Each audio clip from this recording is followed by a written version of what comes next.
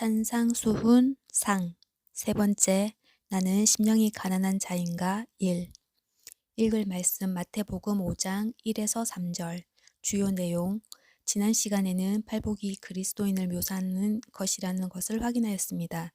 오늘은 팔복의 첫 번째 복인 심령의 가난의 구체적인 의미와 겸손과의 차이점을 알아보겠습니다.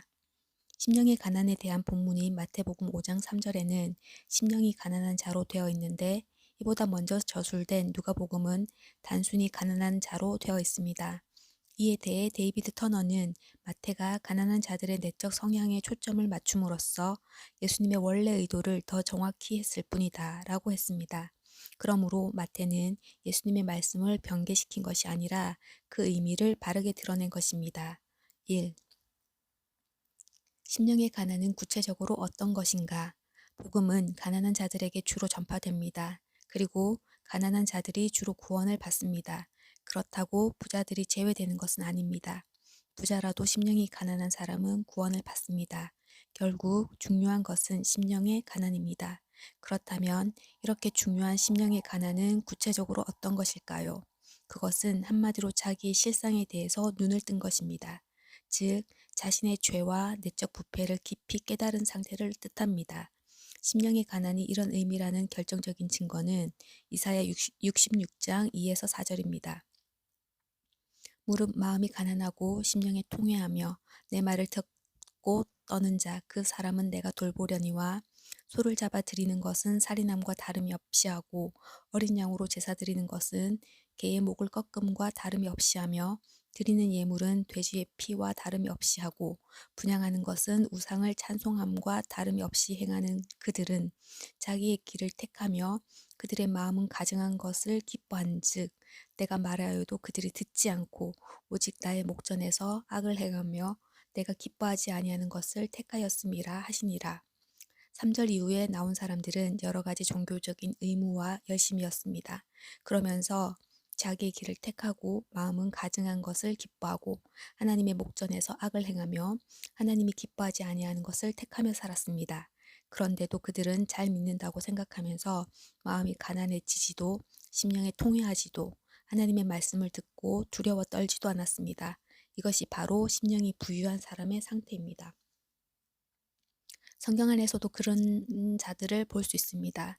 예수님이 뱀들과 독사의 새끼들이라고 엄히 꾸짖었던 바리새인들입니다.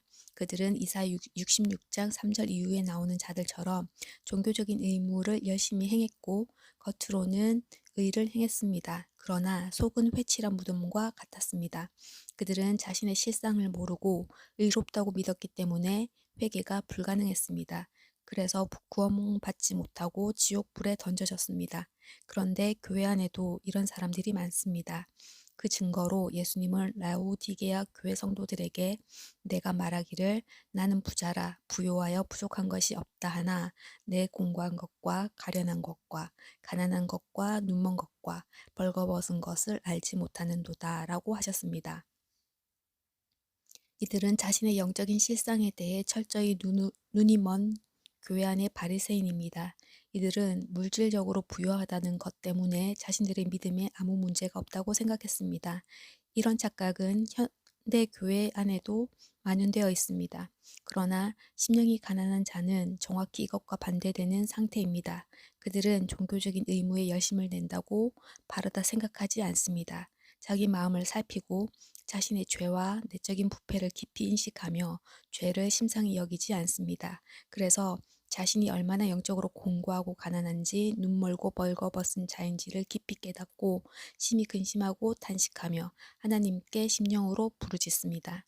또한 세상에서는 돈이 많고 적음으로 부자와 가난한 자가 결정되지만 영적으로는 의가 그것을 결정합니다. 누구든 의가 없는 자는 영적으로 가난한 자입니다. 그러나 영적으로 가난한 것이 곧 심령의 가난은 아닙니다. 자신의 영적인 가난을 깊이 인식하게 될 때 심령이 가난한 자가 되는 것입니다. 이것이 바로 심령의 가난입니다. 이러한 심령의 가난은 기독교의 첫 걸음입니다. 이것을 대신할 수 있는 것은 아무것도 없습니다. 팔복의 첫 번째 복인 심령의 가난의 중요성에 대해 토마스 왓슨은 팔복 해설에서 이렇게 썼습니다.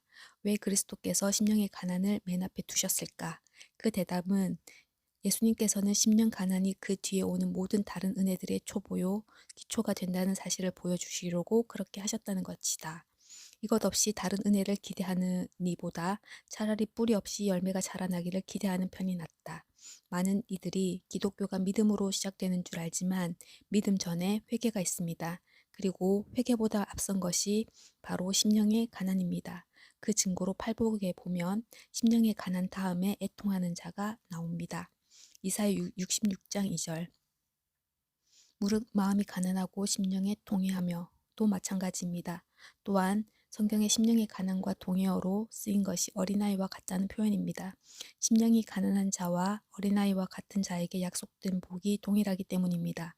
그런데 예수님은 지혜롭고 슬기 있는 자들에게는 천국 복음을 숨기시고 어린아이들에게는 나타내신다고 하셨습니다. 심령이 가난한 자들인 어린아이와 같은 자들은 복음이 지식이 아닌 계시로 와닿습니다.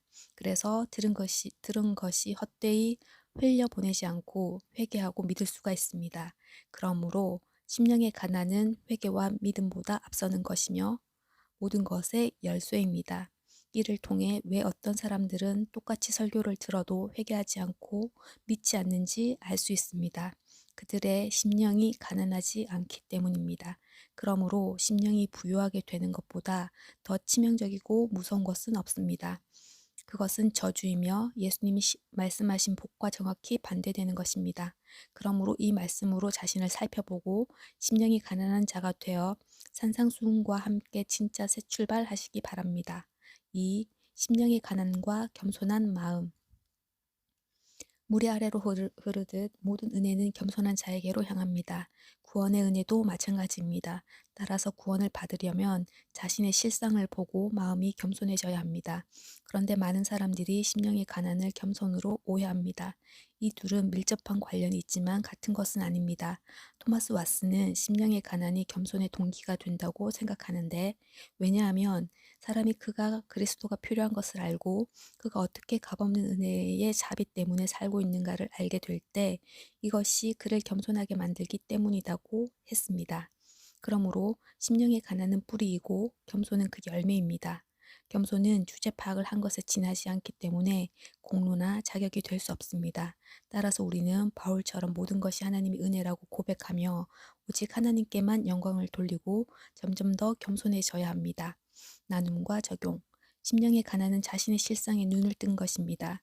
부패한 죄인임을 깨달아 주님의 긍휼만을 간절히 구하는 세리처럼 기도하고 있는지 살펴보고 가난한 심령이 되는 것을 방해하는 것은 무엇인지 나누어 봅시다.